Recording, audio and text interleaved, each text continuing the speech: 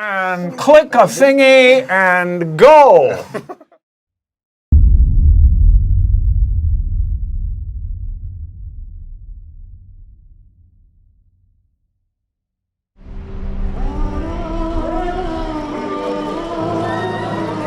But everything I'm doing, everything that's happening right now around this is about the same thing. It's all about identity.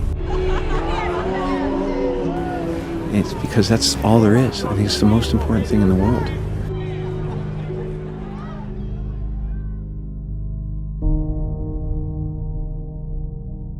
Brown is best known for The Da Vinci Code, one of the best-selling novels of all time. His books have sold more than 200 million copies around the world. His latest called Origin features the return of symbologist Robert Langdon. This time he's trying to unlock a discovery that will help answer two fundamental questions of human existence. Where do we come from and where are we going? As an actor, you play characters, and then if you go deep enough into those characters, you realize that your own character is pretty thin to begin with. And then you suddenly have this separation and go, well, who's Jim Carrey? Oh, he doesn't exist, actually. When you talk about artificial intelligence, because the character Winston was so good, Dan, I had to keep flipping back to make sure, are we sure this guy is not a human? Right. He was so real in the way that he thought and the way that he behaved. What is the message you're trying to send to us there? Because after a while, it scared me a little bit that the guy was so clear to me that I thought I knew him. I do believe in manifestation, power of that kind of stuff, but I don't believe that any of it matters. This mattering is to me a human construct, born out of a need, the same need as you have to have, deities and things like that. I mean, I believe in an energy of God, an energy of, everything is divine. There's no thing that isn't divine. Everything is divine, and I'm that. I'm not the body. I'm you guys, and I'm this thing, and I'm this thing, and I'm the cameras, and it doesn't matter to me what's happening on them. This is great. Origin, the fifth novel, right, in this it is. Robert Langdon series, and it focuses on this question we talked about, but how God will survive science. Is our culture the best role model for a new consciousness, a new intellect? If it learns to be like we are, it's going to learn a lot of compassion, but it could also learn a lot of self-centered evil. Life isn't happening to you; it's happening for for the good of everyone. It's just it's a play. It's a giant field of consciousness dancing for itself, and you're here to make me happy, and it's making itself happy. It's like one soul. That's how I feel. I feel like people say, well, I have a soul. You don't have a soul. There's no you, but I feel like there is a soul, and it includes everything. Maybe an existential out-of-body experience, perhaps, for Jim Carrey, or something else interfering with his mind. I believe we're a field of energy dancing for itself. And I don't care. But Jim, you got really dressed up for the occasion. You look good. No, I didn't. Was that an accident? I didn't get dressed up. Who did? There is no me. There's no you. No. We're not here. This is a dream? It's just things happening. I'm finding that ultimately the freedom from it is something people are kind of hungry for in a way. Right. They're like, I don't want to be me either. Right. And I go, well, great, because you never have been. Right. Has this always been the case? Like, deep down, has that been something that you've always thought of, or is that a shift? The knowledge has been evolving, and I had to. I believe that I had to become a famous, idea. Yeah. And get all the stuff that people dream about, and accomplish a bunch of things that that look like success in order to give up my attachment to those things. It's been a part of the evolution of ego is to spend your first half of your life acquiring and adding, thinking you can add to yourself, and it looks great. I mean, it looks great when you got a cool car and you got nice clothes, and and you're and you've done something that people admire, but it can never fulfill you. You can never be happy. You know what I mean? It's not where happiness comes from.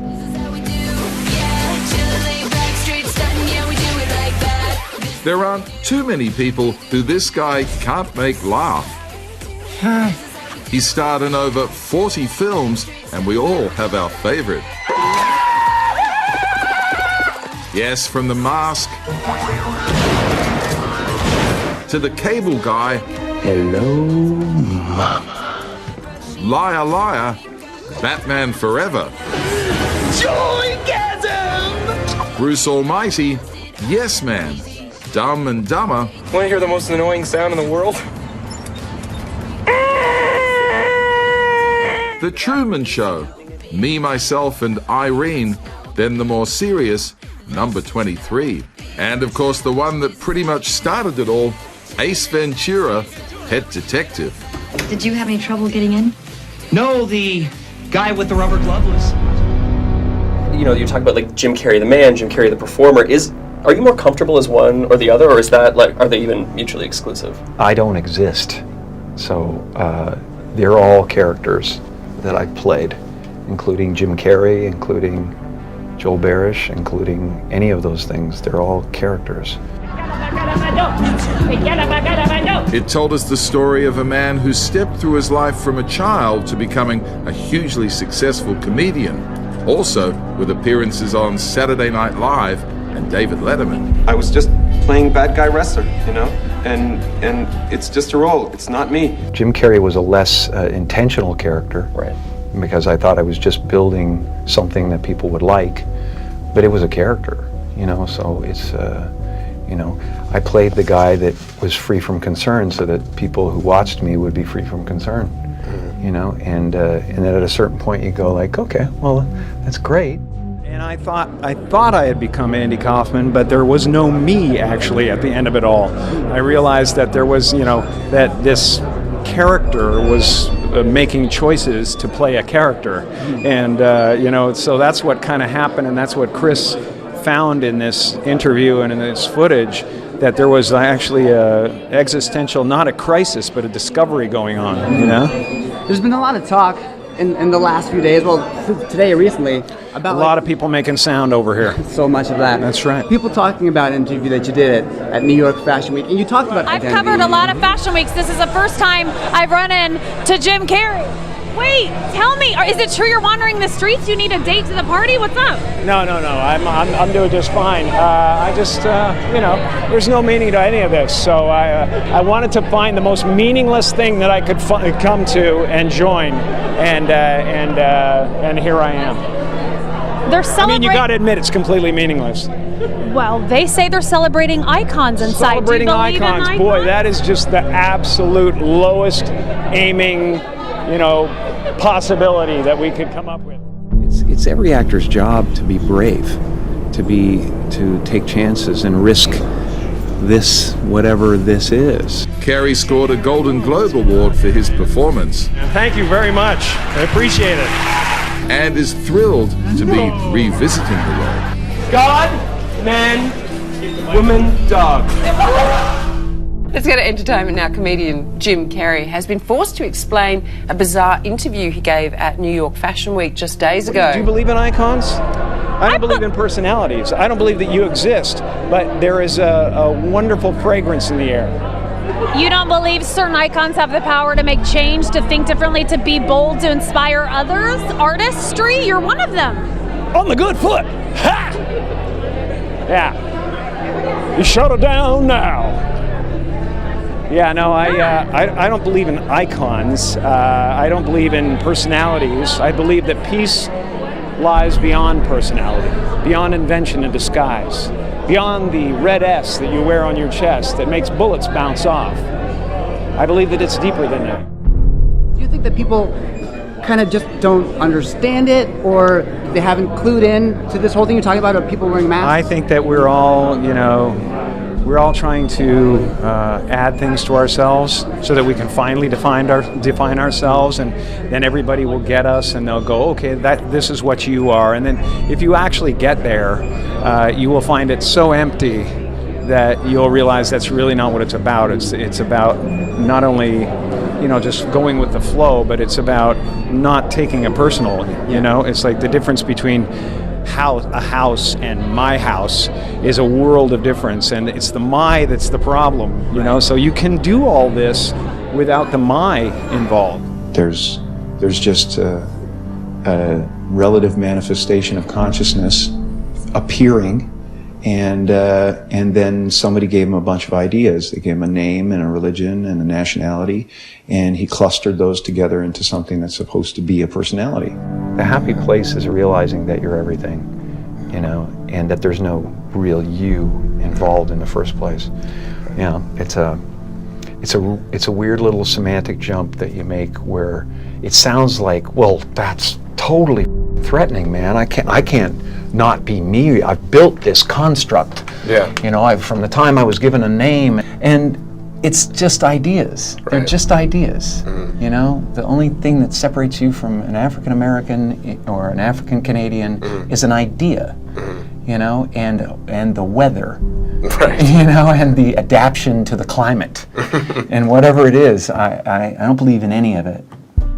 This is a kind of a recurring theme in all of these books of science and religion, God and technology, and it's a kind of a personal journey to try to reconcile the two against each other. And one of the things too you talk about is artificial intelligence and where that takes us. Yeah. You delve in. It's not only just a great thriller. You really kind of challenge the mind. The story begins with a brilliant futurist who has made a discovery that he believes will undermine the foundations of world religion. I had to learn a lot about AI to write this book, and these are exciting times. The world is changing very, very quickly, and there's a lot happening that's going to pose some big ethical dilemmas that we're going to have to deal with. Yeah. AI is something that fascinates me deeply, mainly because scientists they can't agree on whether it's going to save us or kill us.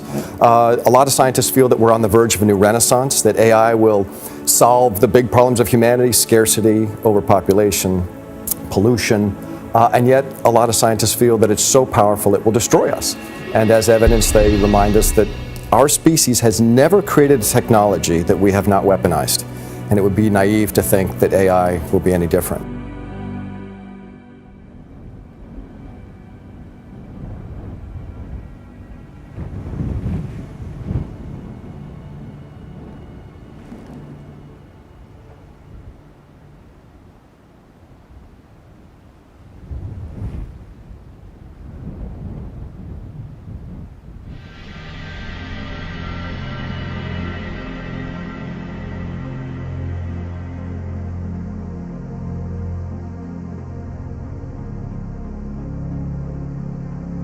But Dan, you also said something interesting to me, that with religion, we're always looking up. And in this era of the smartphone, we're always looking down. We are. And that was a fascinating thing, to talk to both scientists and theologians while researching this book, and understanding that technology is changing the way we interact as humans. And you know, when I grew up, my miracles were the virgin birth, the resurrection. And nowadays, you talk to most kids about the resurrection, and it doesn't really register. Yeah. Their miracles are whatever Snapchat can do this week, or whatever the new iOS can do. And it's funny, we were talking earlier about this idea that technology has given everybody with an iPhone an international publishing deal instantly. Instantly. A platform. Instantly. Right. A platform. And it used to be that there was a vetting process to information that rose to the surface. You're in the news, you understand that. There's no filter. You're right.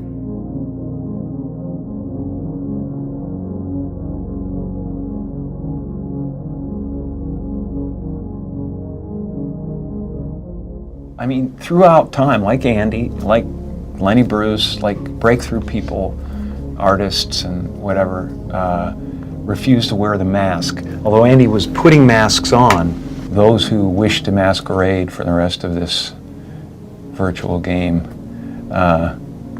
sometimes are made really uncomfortable by it. And that's kind of the experience I had, trying to get back to myself. And then when I finally did get back to who Jim Carrey was, I was like, well, this is optional.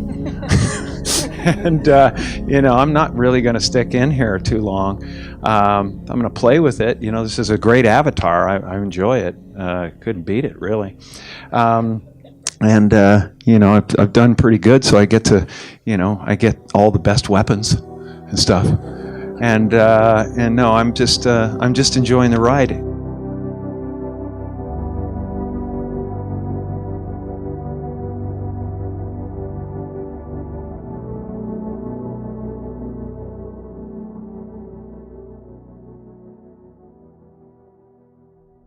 everything I'm doing, everything that's happening right now around this is about the same thing. It's all about identity.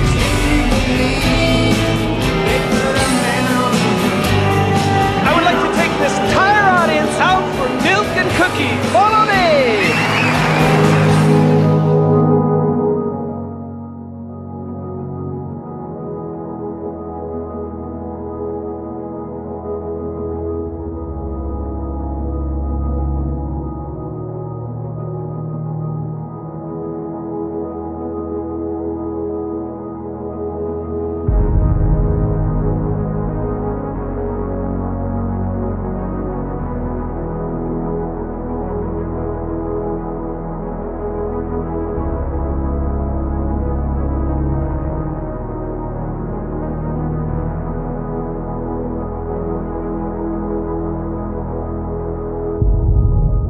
And when you wake up in the morning and you feel like I'm the universe, you don't have to reach for the stars. You know, you can just let life happen. Yeah. And walk through the doors. You know. We'll have to wrap that. Sorry.